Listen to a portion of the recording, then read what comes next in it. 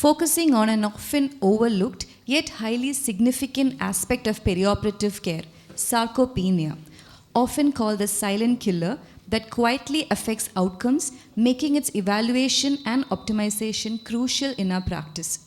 To guide us through this important topic, we have Dr. Nitish Vijayanand, Assistant Professor, Department of Anaesthesia, CMC Vellore. We are also privileged to have this session chaired by Dr. Ekta Rai, Senior Professor, Department of Anaesthesia, CMC Vellore, Dr. Kribagaran, Professor, Department of Cardiac Anaesthesia, and Dr. Maila Yaqub, Professor, Department of Upper GI Surgery, CMC Vellore, who will be joining us shortly. Could I request Dr. Nitish, Dr. Ekta, Dr. Kribagaran, and Dr. Maila to kindly take the stage.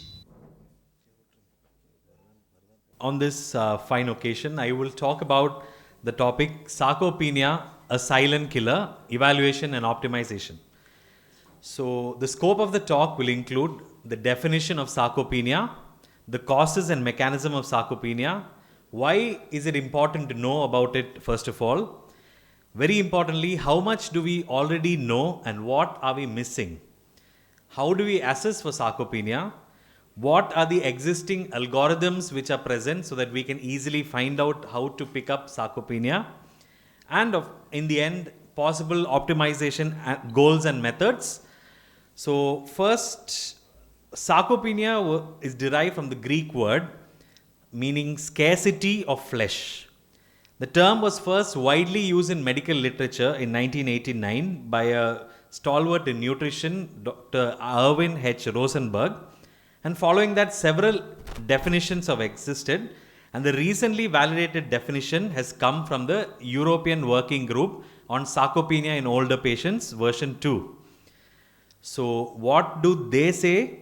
They say that sarcopenia is a progressive and generalized skeletal muscle disorder that is associated with increased likelihood of severe adverse outcomes, including falls, fractures, physical disability and mortality. It's very important as this definition is where sarcopenia had a paradigm shift in thinking from muscle mass to muscle strength. So a lot of other consensus have come up along the way after this. So the European Working Group have shifted focus emphasizing low muscle strength as a primary criteria for sarcopenia. And then the Asian Working Group in 2014 and 19 have diagnosed good diagnostic algorithms titrated to Asian populations. And then the South Asian Working Group, that is the SWAG-SARCO, has provided guidelines for screening, diagnosing and managing sarcopenia in South Asians. But we all know, as a country of Indians, there's a lot of difference between us and general South Asian population. Because most of these data and the papers used to formulate these guidelines are from the Western world. And we need specific modifications for middle and low income countries. Asians generally have smaller body sizes, muscle mass and higher adipose tissue. And Indian diets are cereal based and low in quality protein. And more often, cutoffs for Caucasian are higher because generally they are a bigger built race and we need to modify those cutoffs as well. So what is the Indian definition? So the Geriatric Society of India in 2025 brought out this definition, very simple definition, as a decrease in muscle function, strength and mass. So there's a lot of intermixing between the following terms: sarcopenia, cachexia and frailty. So in a table, I would like to summarize what all these are. Sarcopenia is generally muscle strength, function and muscle mass loss. Your fat mass, your inflammation levels and overall body weight may just stay the same. Whereas cachexia is a fully catabolic state. Your body is breaking down as you progress, where your body weight comes down, BMR is high and your muscle mass, strength, fat, everything goes down. Frailty is kind of in between both, but frailty has more things as your functional ability, your slowness, your thoughts and things like that. So sarcopenia is generally a decrease in muscle mass, strength and function only. So we talk about what are the causes and mechanism of sarcopenia. So it has some risk factors. There is primary sarcopenia and then there's secondary sarcopenia. Primary sarcopenia generally happens with aging. The risk factors are sedentary lifestyle, chronic inflammation and poor nutrition status. The secondary risk factors are presence of any chronic disease, especially pro-inflammatory diseases. So this is what happens with aging. The term in the center is something new which I also read about while preparing for this presentation called inflammaging. Inflammaging is an inflammation state in older aging people without actually signs and symptoms of inflammation, but there is a high inflammatory markers in the blood. Actually, the physiology is in a state of inflammation, and it causes aging. Why? Due to mitochondrial dysfunction, so that there is reduced energy available for the body. There is remodeling of motor units and decrease of neuromuscular junctions, so there is decreased muscle strength and decreased muscle regeneration also. And as we age, the hormonal changes are there, where there is decreased growth hormone, estrogen, testosterone, etc. And your surgery and anesthesia aggravates this problem further. So, like I said, primary and secondary sarcopenia. So, aging causes sarcopenia and sarcopenia aggravates aging. So, it's a kind of a vicious cycle which we are talking about. And in specifically cancer-related patients, there are extra few factors apart from the ones that we talked about. So, aging causes comorbidities, physical activity reduction, decline in anabolic hormones, and there is mitochondrial dysfunction. The cancer treatment per se, the chemotherapy per se, causes direct and indirect effects like anorexia, nausea, inactivity. You know what chemo does to patients. We see patients in our OPD and theatre all the time. And surgery itself causes inflammation, anorexia, and post-operatively their return to normal function can be delayed due to maybe it's a major surgery. So that itself can cause some sarcopenia. And supportive medications where you don't compromise. Say if somebody requires a high dose steroid post surgery, that itself can cause some steroid myopathy, muscle weakness. And cancer related, of course, where there's directly due to anorexia, decreased protein intake, and pro-inflammatory cytokines as well have a role in it. So why is it important to know about sarcopenia? Cancer is the second highest cause of death globally, with the WHO predicting 22 million new cancer cases by 2030. And the prevalence of sarcopenia in cancer patients, 35%. That is 1 in 3 of the patients we treat with cancer have sarcopenia. It's 3 times higher than the reported prevalence in the respective age groups for non-cancer patients. And more importantly, it's a huge economic burden. 10 years ago, the estimated burden per year was $40 billion in the US alone. So we have no way of estimating in India. And there's a vicious cycle. So you need to cut off that vicious cycle, as primary sarcopenia exacerbates with cancer progression, anti-cancer treatment, but recovers following curative cancer resection. So, and why is sarcopenia important in a setting of cancer? First, we talked about the high prevalence of patients coming in, and there's a reduced survival rate. So, there's a hazard risk of 1.44 to 1.68. That means there is 44 to 68% more risk of these patients developing morbidity, mortality when they are sarcopenic as opposed to a normal cancer patient, patient without sarcopenia. And poor surgical outcomes like increased post-operative complications, increased rate of infections, delayed recovery from surgery, increased hospitalization times, and reduced rate of disease-free survival. Then there's decreased tolerance to chemotherapy and radiotherapy, because these are strong pillars of cancer treatment apart from surgery, and they may not be able to tolerate it, so we may not be able to complete the therapy as such. And overall functional decline and cognitive decline, and your social impact is huge when we miss out to treat sarcopenia. How much do we know and what are we missing? A very interesting few slides. So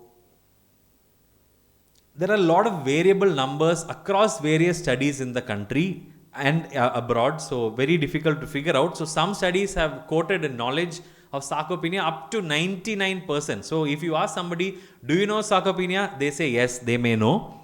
But only 48% have been able to accurately diagnose sarcopenia. and only 2% have been able to comply with the clinically accepted definition. And some 50 to 60% knew something about prehab, so they knew something about management and prevention. So this is a study done in the UK amongst physicians, where you can see only 18% of internal medicine and family medicine people knew about sarcopenia very well. Whereas, not surprisingly, geriatric people knew more, 70%, and PMR people knew 41%. And this is a paper talking about frailty, a survey amongst anesthesiologists in India amongst 306 respondents. So I'm just going to extrapolate frailty as a knowledge of sarcopenia also. So only about 45% could actually diagnose a frail person in PAC, and out of that only 32% would actually document that the patient was frail. And next, we all ask about effort tolerance for our patients, right? So 88% people have asked for effort tolerance, but only 14% have actually checked for hand grip strength. And I will tell you why hand grip strength is important in the later slides. And this is a very alarming slide. Only 20% of the hospitals had patients getting screened for frailty, and in only 10% anesthesiologist was part of the team. And only in 17%, so only 30 out of about 35 to 40, about 306 have a proper preoperative approach for frail patients. So it needs something to be done about it. So let's see. Okay, I want all of you to scan this QR code and know how many of you are actually confident in scientifically recognizing and diagnosing sarcopenia in the OPD and PAC. I'll give you about a minute to do it, just to know how much we know. So we all talk about sarcopenia. I've talked a little bit about the definition of sarcopenia, but just think about it as your knowledge, attitude and practice before you stepped into this CME. Know the numbers. I'm not even predicting numbers. We'll see the results in about 15 seconds more. Okay, for the interest of time, I will move on to the results. So you can see the numbers are not coming, but only a small fraction of us are actually confident in diagnosing scientifically and clinically recognizing sarcopenia. Most people are doubtful, and some of us have honestly accepted no. So I hope at the end of the talk we will all, I'm not going to put this slide again, but I hope that we will all be more confident and more scientifically equipped to diagnose sarcopenia. So we will go on to the next slide. How do we assess for sarcopenia? Very, very simple questionnaire. How many of you think this questionnaire takes time? It will probably take a minute. Okay, SARC-F screen for sarcopenia, where you ask the patient SARC-F, strength, how much difficulty do you have in lifting or carrying 10 pounds or approximately 5 kg? Assistance in walking, how much difficulty do you have walking across a room? Rising from a chair, how much difficulty do you have transferring from a chair or bed? Climbing stairs, can you climb 10 stairs? How many times have you fallen in the past year? So you have scores for this, and any score more than 4 is a high risk of sarcopenia. And then what do you do? Very, very simple in-office test. I'm sure in all our OPDs, somebody's checking BP, somebody's checking height, weight, BMI, even in surgical OPDs, everywhere they check. But we miss out to check all this. Very, very simple things. Muscle mass, you can check the calf circumference or the mid-upper arm circumference. Muscle strength, you can check a hand grip strength. And muscle function, you can check a gait speed or a 5-chair stand test. So how do we do this? I'm going to talk about that and the cutoffs. Cutoffs I will talk about in the respective slides. Muscle mass or calf circumference, very, very simple. All you need is a measuring tape which costs 10 rupees, 20 rupees. You just make them stand evenly, distribute the weight on both feet, and the broadest point of the calf, make sure the skin is not compressing. It is correlated even with the gold standard of muscle mass. The cutoff is less than 34 centimeters in men, 33 centimeters in women. And this is from the Indian consensus. So I presume this is the closest we have to the guideline. So mid-upper arm circumference, again you make the patient extend the arm in 90 degree, check the mid-upper arm, let the arm hang down, and then the cutoff is 28.6 in men and 27.5 in women. So muscle mass gold standards are CT and MRI of muscles, and L3 vertebra imaging in CT, DEXA scanning, something called bioelectrical impedance analysis are the gold standards. And you can even do a point of care ultrasound assessment of rectus femoris muscle and the psoas muscle. But calf circumference and mid upper arm circumference are simple OPD tests which have good sensitivity and specificity as well. So why do we need to do all these? We don't actually. Hand grip strength, very simple, with elbow in 90 degrees or sometimes straight. You just ask them to use a hand grip meter, measure the reading. Sensitivity is 90 to 95% with good accuracy, and the cutoffs are 27.5 kg in men and 18 kg in women. So it doesn't require anything complicated. The meter costs as less as 2,000 rupees in Amazon. Okay, that's probably what our patient pays for a single OPD visit, including travel, food, time off, and OPD consultation charges. That's all. That's all it takes to check the hand grip strength. These are the older hand grip meters, pneumatic and the other ones. And the other things are gauge speed. Does it require place? No. 4 meters is standardized for a gauge speed, and you just make the patient walk 4 meters there and 4 meters back at a comfortable pace and check the meter per second. Less than 0.8 meter per second in men and women is pathognomic of a sarcopenic patient. 5 chair stand test, again very simple. As they are sitting in your chair, just ask them to stand up 5 times and sit down with their arms folded across the chest so that they're not using it for helping them up. More than 12 seconds for this means you have to be careful.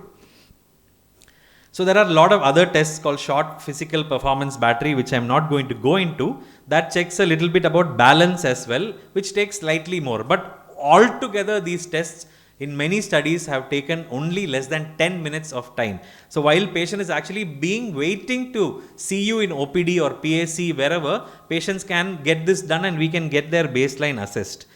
And a lot of other tests are there, but biomarkers are patient specific. So a HPB surgeon may rely on albumin and protein, whereas a renal tumor they talk about creatinine, electrolyte imbalance, sodium, things like that. Creatinine dilution test exists where there's a deuterium labeled creatinine excretion, but that's too expensive to do in our setting. So last few slides on algorithms. Very, very simple European algorithm says you find cases, you assess, you confirm, and then you check for severity. So how do you find cases? You administer the SARC-F questionnaire. Very simple questionnaire. Most of the times patients can fill by themselves. It's that easy. And then once it is positive, more than 4, you check for grip strength. You can do that in your OPD or while checking BP. Very easy. Or you make them sit and stand on the chair. If it's normal, you can rescreen later. If it is low, you can check for probable sarcopenia. And I think in our setting, that is enough, because you don't actually have to go for CT, MRI. In case you're doing, we can always have an integrated program with radiologists, because most malignancy patients either get one CT or an MRI somewhere. You can actually use that to quantify their muscles. Then once you confirm it, you can check for severity, but there is no guidelines as to treating severe sarcopenia or mild sarcopenia. So I'm guessing diagnosis will be good. And the very, very important to know why rescreening later is there, because cancer care is not a one-time care. Patient is coming to us with cancer, we optimize them, we operate on them, we do cancer chemo and radio and adjuvant therapies, then they come back to us. We keep checking on them. So it's very important to keep rescreening for sarcopenia also, because at one point of time they were sarcopenic. So we need to try and get them out of the cycle. So Asian Working Group has simplified it further to give a primary healthcare or community preventing setting. It's so easy that you can do it in a, when the village health nurse goes. It's just calf circumference and the SARC-F questionnaire and the hand grip strength. That's all. And for diagnosis, they have asked to refer to the higher centers. So we will talk about Indian consensus, because that's what all our people have done. Who to screen? All patients above 60, all patients with chronic comorbidities, all patients with inflammation, all patients with prolonged immobility, critical illness, and malnutrition. And how to screen? They have said in-office tests are enough to screen our Indian population. And then we go ahead and intervene and keep following it up after 1 year, and monitoring frequencies every 3 to 6 months. And how we are going to intervene, I will talk a little bit. a lot of role is there for prehabilitation, which is the next talk. Do all cancers bear the risk? Yes. Do some bear higher risk? Yes. Esophageal, urothelial, cholangiocarcinomas, prostate, sarcomas, thyroid have high risk. Moderate is head and neck, pancreatic, lung, renal, ovarian. Lower risk but still highly prevalent is colorectal, gastric, hepatocellular and breast malignancies. So what are our possible optimization goals and methods? Targets of optimization always have to be surgery and cancer specific, because cancer is widely malignant and it spreads fast, so you cannot wait forever to optimize this. It needs to be a fine line. Patient specific and comorbidity specific as well. So patient specific is you need to see the social background of the patient, you need to see the social support and a lot of things other than what we see in the patient as our lab investigations and MRI findings. Comorbidity specific is kind of a no-brainer. You optimize all the comorbidities for the best possible outcomes. Strategies in brief are three main strategies, that is screening, prehabilitation optimization and rehabilitation is very, very important. So how do we optimize? Very, very important is exercise training, nutritional therapy and some pharmacotherapy as well. Exercise training is a 12-week program of resistance exercise where the patient can do it, combined with nutritional supplementation for the prevention and management of sarcopenia. And resistance training can actually inhibit mitochondrial mediated apoptosis, thereby promoting protein synthesis. And what is resistance training? It's nothing. Any exercise where the patient has to, do against a weight. It can be lifting a dumbbell or pushing the wall or doing something very simple. Home-based exercises are very useful. Okay, it's the most effective way of prevention and management. Nutrition, combining exercise and nutrition is the best possible strategy, but there's no evidence on the time of nutrition, like there is a 12-week window period for exercise. And the Asian Working Group has said you have to add on all this: proteins, amino acids, calcium, vitamin D, creatinine, omega-3 fatty acids, vitamin C, magnesium, probiotics. In an Indian population, ideally a dietitian could help us in this role and actually tell the people what foods to add on to, than giving them supplements, because our resource limited setting, we need to take that in mind. Drugs are very controversial, not very approved for use. Comorbidity specific, yes. Testosterone has been used in some places for its anabolic state, but it has a lot of side effects, so we stopped using it. A lot of studies are going on against antibodies against myostatin, activin receptor agonists, so a lot of monoclonal antibodies, but we all know our patients may not be able to afford it in India. So the other two strategies are the best. So to conclude, I want to debunk a myth. Something called normal weight obesity is prevalent in India. Normal weight obesity is defined as a fat percentage of more than 30 in women and more than 25 in men with a BMI of less than 25. So when we see what's the patient BMI, that is, we are missing out on a lot of things. An observational study has showed that the normal weight obesity category means a 22-fold higher risk of sarcopenia in males and 25 higher risk in females.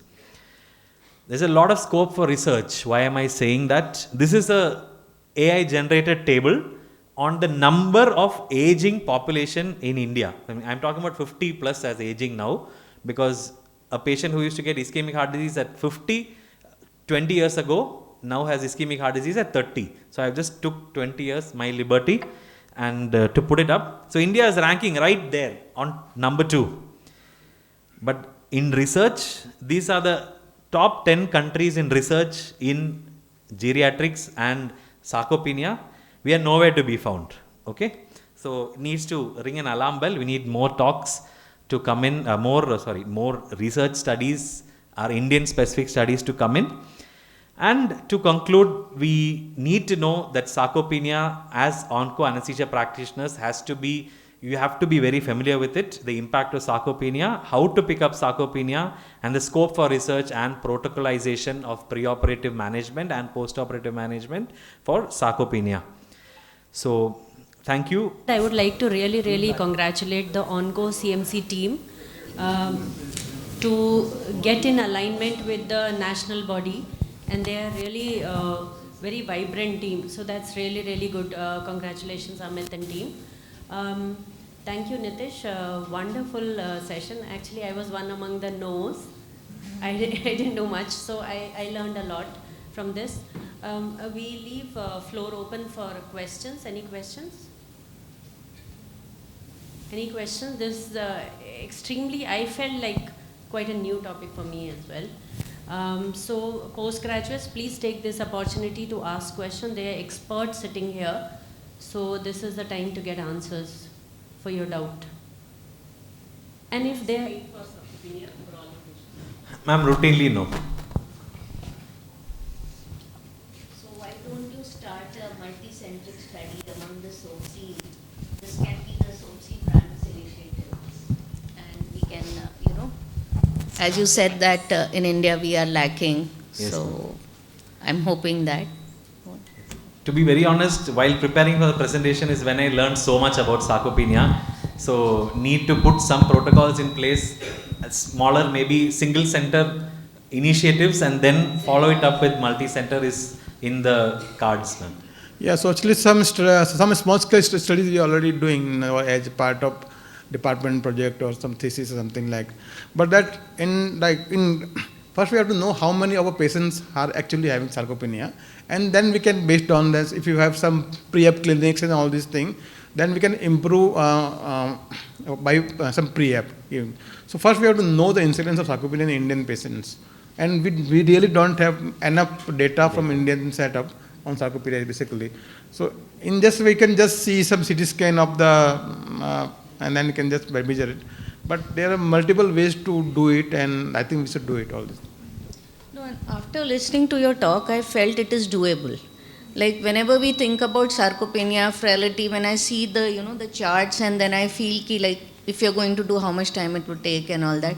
But you had organized it so well, and I feel we all can do it. Have a in our centers, and then think of combining. The frailty questionnaires are very long to administer, but sarcopenia is very simplified, and for cancer, sarcopenia somehow is easily doable than frailty. Frailty needs a lot of assessment to be done by a social worker or somebody. Actually, this frailty is a more subjective thing. Yes. Sarcopenia we can do in more objective ways. So that's why the sarcopenia is important to know.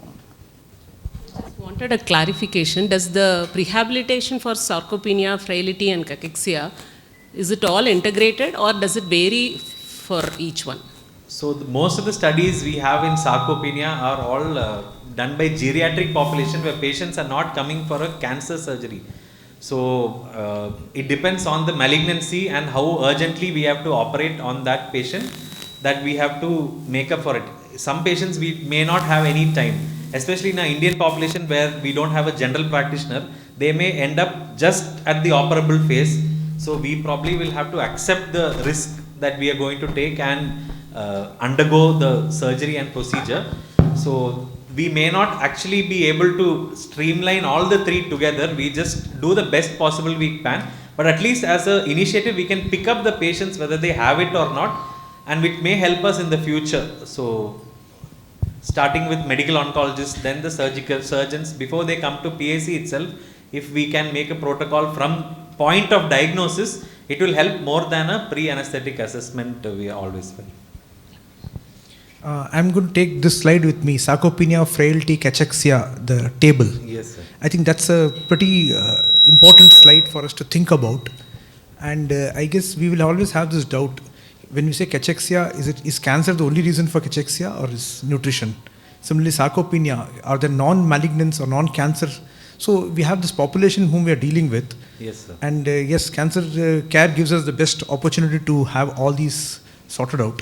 I think frailty index is something which we use, but then the questionnaire becomes quite lengthy, I agree. Yes, sir. So we need to integrate the three, maybe SOAPC directed guidelines can come, wherein we can put these three together and evolve a common consensus Simple, of going through. yes, Yeah, that's right. Excellent talk, Nitish. Thank you, sir. Just want to have one question. I saw in one of the slides, it has been mentioned 400 meter. Yes, sir. So That is... there is a, indirectly I was thinking, in general, in 6-minute walk test, we usually have a 400 or 450 meter cutoff for a patient with low functional capacity, even though it's a submaximal chest. Whether it can be used as an indirect marker, because Yes, it sir. also provides an additional thing, that 4% desaturation, you will be indirectly able to calculate the VO2 max. Can it be the 6-minute walk test can be Yes, used? sir. 6-minute walk test, the guidelines have said it can be used as a marker of severity, but to send patients for a 6-minute walk test, our OPD 4-meter test itself is enough to, all the studies have shown that itself is enough to pick up patients with sarcopenia. But because it gives the desaturation, heart rate and things, we will know the other, it's like a mini, mini CPET for the patients. So definitely it can be used to in the setting of sarcopenia also. Maybe at least in one of the slides you mentioned there is a high risk group. Yes, sir. Maybe in that group itself you will be able to do where the incidence of sarcopenia is more than 30%. Yes, sir. I can see Dr. Arun and Dr. Aparna in the, among the delegates. So if you can also add on some points like from surgeon's perspective, do you look for sarcopenia, Dr. Arun or Dr. Aparna? I don't know, I can't see any other surgeon, sorry if I'm missing something. I'm Arun, I'm a urologist but doing oncology now. So firstly, I think it's excellent that we're having this. So thank you for the organizers and the Department of Anaesthesia. Do we look for sarcopenia? You might have heard some of our older surgeons and some of us, when you see a really frail patient brought in a wheelchair or a trolley, the thing or the thought that comes in and people say, well, he's not fit even for a haircut. So subconsciously we do that, but you've given an objective way to document it, not just because the surgeon doesn't want to. What do we do when you find a patient who is so frail? Refer to radiotherapy maybe. Hopefully there's no radiotherapists around. No, that's not what we do. We do tell them they're not going to do well, etc. And I think you've set the stage for the next talk perfectly. Aparna? Is Aparna? This is the next. Ranjan sir is. Dr. Aparna is the I next. can see talk. Dr. Ranjan also. So. I wanted to make. One is 3 years ago, one of our PGs did a dissertation where they assessed sarcopenia in patients with colorectal cancer. And, surprisingly what we found, even though you put it under one of the low-risk groups, we found that all our patients had sarcopenia. And we just used a very standard radiological marker, which is the muscle mass at, the psoas muscle mass and the muscle mass at L1 level, I think. And we found that almost all our patients were sarcopenic. So that's number one. So it is very prevalent.